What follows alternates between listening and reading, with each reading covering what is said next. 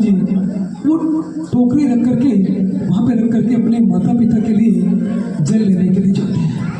और जैसे वहाँ पर वो जल लेने के लिए झुके होते हैं, वहाँ पे राजा दशरथ एक शिकार करते हुए आते हैं।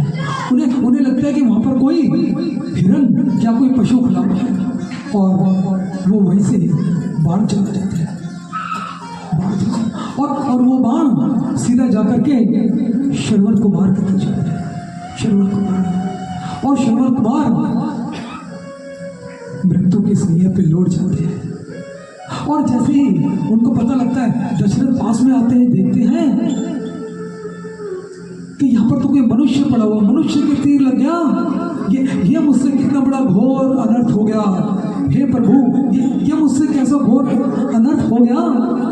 उसके चरणों में गिर जाते हैं, कहते हैं हे प्रभु, हे बालक, क्योंकि वो छोटा था, कहते हैं कि मुझे माफ कर दो, मुझे पता नहीं था, मुझे लगा कि यहाँ पर कोई पशु है, मैं शिकार कर रहा था, मुझे लगा यहाँ पर कोई पशु है, मुझे क्षमा कर दो, मैं आपसे माफी चाहता हूँ। श्रवण कुमार रोते हुए कहते हैं, ये बहुत अच्छी कथा थी, मगर मैं आपको और जल्दी आपके आंसू निकल जाते हैं।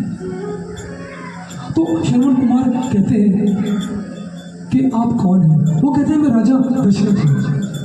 कहते हैं राजा दशरथ, कोई नहीं, जो आपने किया गलती आपसे हुई, मगर वहाँ पर मेरे माँ बाप बैठे हैं, मेरे माँ बाप प्यासे हैं, तड़प रहे हैं पानी से, आप उनके लिए पानी लेकर के जाइए, मैं तो परम धाम को जा रहा हूँ। ये कहकर के श्रवण कुमार अपने प्राण त्याग देते हैं।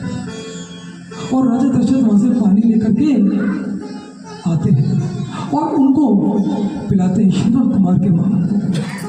मगर माँ बाप तो माँ बाप, उन्होंने जन्म दिया है, उनका वो हृदय का टुकड़ा, वो पहचान जाते हैं कि ये श्रवण नहीं। कुछ रोने की अश्रु की आवाज़ आ रही थी राजा दशरथ की। कहते कि तुम कौन हो और मेरा पुत्र कहाँ है? हमारा पुत्र कहाँ है? हमने उसको जल लेने के लिए भेजा था, वो कहाँ है? राजा दशरथ रोते हुए उनके भी चरणों में गिर जाते हैं, कहते हैं हे महापुरुषों, उसका वध हो गया, वो किस दुनिया में नहीं रहा, मुझसे बहुत बड़ा पाप हुआ, अधर्म हुआ है। मैया आप मुझे बताइए कि मेरे को इसका क्या पाप भोगना पड़ेगा? वो कहते पाप क्या है? दुष्ट, तू राजा होकर के भी तू देख नहीं पाया, राजा का कर्तव्य है पालन करना, परंतु तूने एक मेरा बुढ़ापे का सहारा तूने छीन लिया, मेरे जीवन का सहारा तूने छीन लिया। हे दुष्ट, हे पापी राजा, जिस वक्त तेरी मृत्यु होगी तू अपने बच्चों से दूर होगा, तेरे को उनका पानी भी नसीब नहीं, पानी भी नसीब नहीं। मैं तुझे श्राप देती हूँ।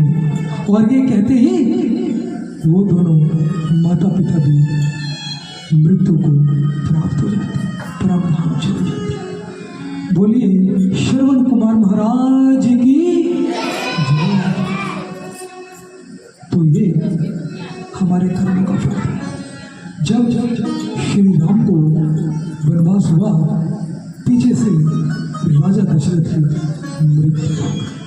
मृत्यु, तो वही बात कि कर्म प्रधान है, कर्मों का फल भोगना ही पड़ेगा। आज नहीं तो इस जन्म में नहीं तो अगले जन्म में। लोग ये समझते होंगे कि अरे ये तो सब कहने की बात है, कहने की नहीं, समझने की बात है। इसलिए कल भी मैंने कहा था, आज भी कहता हूँ, जब भी बोलिए अच्छा बोलिए, जब भी सोचिए अच्छा सोचिए।